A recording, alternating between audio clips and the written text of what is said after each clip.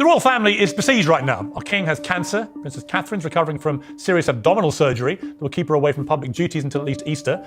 The monarchy is unquestionably still finding its footing after the death of the late Queen. But through every crisis, one man has stood firm against the barrage, resolutely maintaining a pretty special gift for making everything all about him. Yes, Prince Harry. He always finds a way, doesn't he? Always at the center. Always redirecting the spotlight.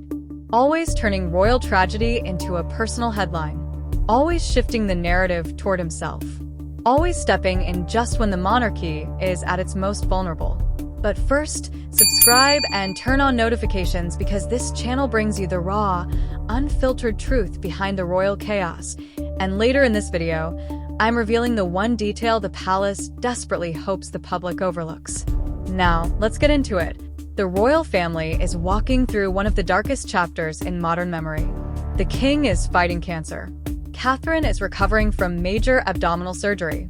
The monarchy is still unsteady after the passing of the late queen. Yet somehow, unbelievably, the global cameras swing away from the suffering, the silence, the struggle, and land directly on Prince Harry. Why does every royal crisis mysteriously become a Harry-centered storyline? Just picture it. The king's diagnosis hits the news, and at that very moment, Harry is zooming 60 miles an hour down an icy Canadian track for a TV promotional stunt. Then, moments later, he's in an interview seat speaking as if the royal family's turmoil is merely a background detail in the action movie of his life. It was terrifying to have my brother scream and shout at me and my father say things that just simply weren't true and my grandmother, quietly sit there and sort of take it all in. Is this genuine distance or a carefully curated detachment? When the interviewer gently asks about the family back home, Harry delivers a blend of defensiveness and dismissal. He cites his own family, his own plans, and suggests he'll stop by the UK when it fits into his schedule. Is this a son concerned for his father, or a man determined to prove he no longer needs the institution that created him? Then comes the bombshell. Harry casually reveals he's considering becoming an American citizen, a move that, by law, would require him to surrender his royal titles. Yet nothing in his tone suggests he plans to let go of those titles at all. So is this citizenship talk sincere, or is it a narrative tool designed to keep the spotlight burning? Because let's be honest, the hybrid working model Harry once pitched is nothing but the royal equivalent of wanting to work from home in sweatpants while still collecting the company paycheck.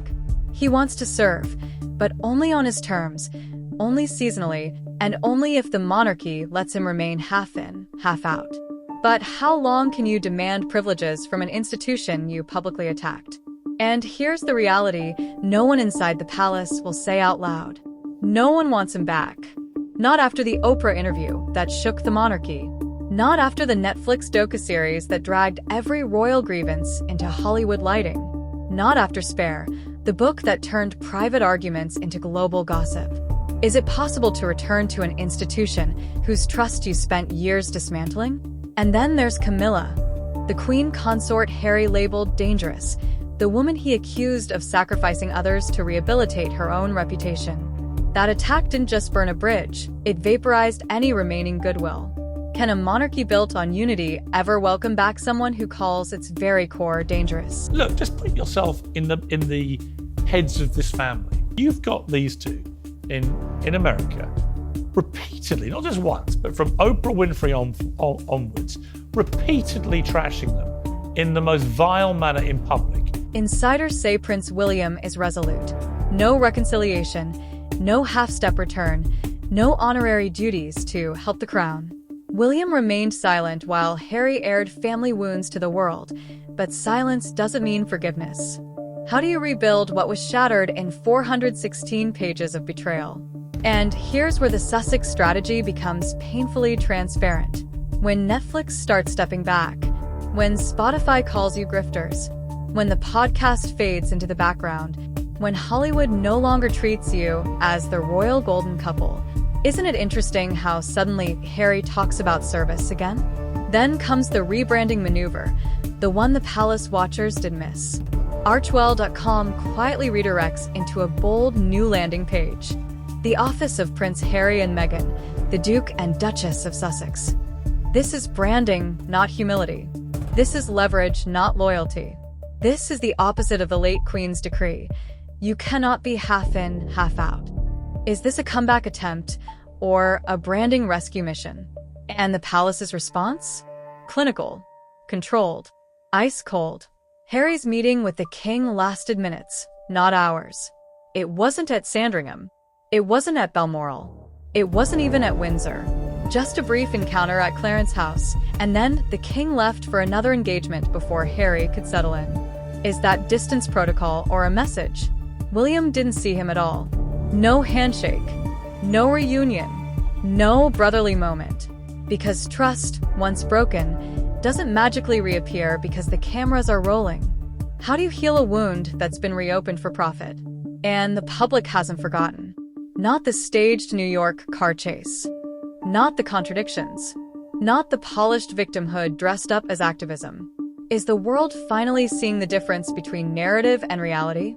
So now, when Harry claims he's ready to serve, when he positions himself as the hero waiting to step in, when he implies the crown needs him, it hits the palace as an insult, and it hits the public as a calculated pivot. Can you demand respect from an institution you've spent years undermining? Because whether you love him, loathe him, or pity him, one truth stands unmoved. The monarchy has moved on. The public has moved on. But Harry is still searching for an identity outside a title and outside the frame of a camera lens. The question is, will he ever find it? But now I want to hear from you. Is Harry's sudden offer of service a genuine shift or a strategic attempt to revive fading influence? Drop your thoughts in the comments. I'm reading everyone. If you enjoyed this breakdown, hit like, tap subscribe, and ring the bell so you never miss the next royal twist. And click the video on screen right now, because next, we're diving into Meghan Markle's meltdown after Piers Morgan drops a hidden interview bombshell the palace never expected.